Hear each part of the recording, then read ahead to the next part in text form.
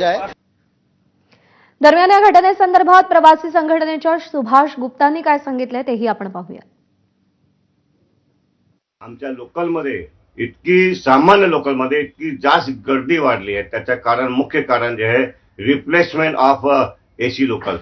AC लोकलचा आमचा विरोध बिलकुल नाही। मेल एक्सप्रेसला सामान्य लोकलमध्ये रिप्लेस करू नका हा आमचा स्पष्ट सर्व रेल पॅसेंजरचा म्हणणं होता। आमच्या सामान्य लोकलमध्ये इतकी गर्दी वाढली आहे की दोन लोकलच्या मधला जो भाग आहे तो पण कमी पडतोय। इतकी गर्दी वाढलेली आहे। आता जे सीपीआरएनचा किंवा सीपीआरएनचा जे स्टेटमेंट आमच्याकडे आलाय तो असा आहे की सामान्य लोकलमध्ये जे आम्ही डोर लावणार आहोत।